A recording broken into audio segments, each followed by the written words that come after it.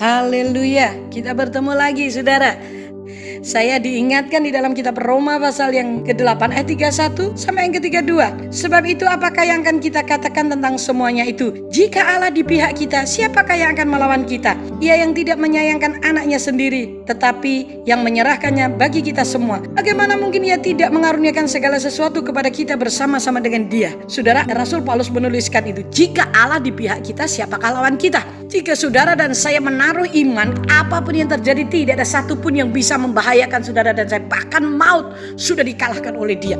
Setan iblis tidak berhak atas hidup kita ketika Tuhan di pihak kita. Jadi ketika kita mempunyai hubungan yang baik dengan dia, bagaimana seseorang tahu Tuhan ada di pihaknya ketika tidak pernah berbicara, tidak pernah kontak, bahkan hidupnya itu menjauh daripada Tuhannya. Ini hanya bisa diterima, diperoleh dengan orang yang mengasihi dia. Mengasihi berarti dia melakukan sesuatu yang menyenangkan bagi yang dikasihi. Nah, apa yang menyenangkan hati Tuhan? Kita melakukan perintahnya, kita mendekat dengan dia, kita berbicara dengan dia setiap waktu, saudaraku. Sehingga hubungan kita seperti bapak dan anak. Makanya di ayat selanjutnya dikatakan ia yang tidak menyayangkan anaknya sendiri, tetapi yang menyerahkannya bagi kita semua. Bagaimana mungkin dia tidak mengaruniakan segala sesuatu kepada kita bersama-sama dengan dia? Jadi kita tahu bahwa rahasianya ada di dalam Yesus. Ketika Yesus ada di dalam diri kita, ia yang tidak menyayangkan anaknya itu diberikan kepada kita. Masakan perkara lain tidak diberikan kepada kita bersama dengan anaknya? Jadi selama saudara dan saya memiliki Yesus di dalam hati kita,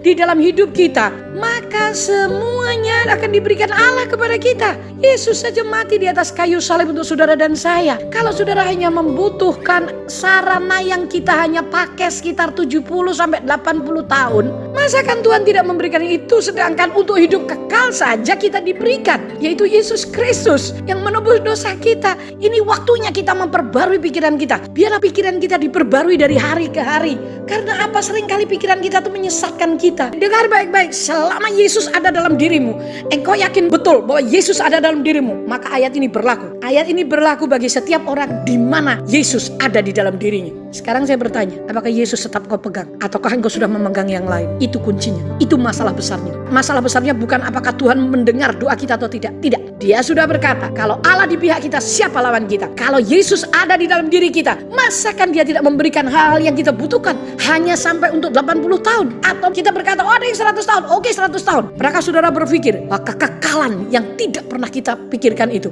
sudah diberikan kepada kita? Apalagi barang-barang yang kita butuhkan di muka bumi. Saudara, tahukah saudara bahwa dia sudah memberikan lebih daripada cukup buat hidup saudara dan saya? Yuk saya mengajak saudara untuk memegang Yesus dan tidak kita lepaskan apapun yang terjadi. Jangan kau lepaskan dia. Jangan kau gantikan dia dengan apapun juga. Karena dia adalah hidup kita. Hidup kekal kita. Tidak ada tempat lain untuk kita beroleh hidup kekal kecuali di dalam Yesus Kristus. Bapa, terima kasih hari ini kau ingatkan, kau segarkan kami kembali.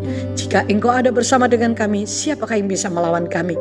Setan iblis tidak akan sanggup menyentuh kami karena engkau ada dalam diri kami. Sekarang Roh Kudus, biarlah kekuatanmu menguatkan kami untuk kami tetap memegang engkau Yesus lebih dari apapun juga. Karena kami tahu itu adalah hidup kekal kami. Engkau Yesus adalah hidup kekal kami. Terima kasih buat kekuatan hari ini bahwa kami akan lebih dari pemenang karena Yesus ada bersama dengan kami. Dalam nama Yesus. Amin. Tuhan memberkati. Bless you.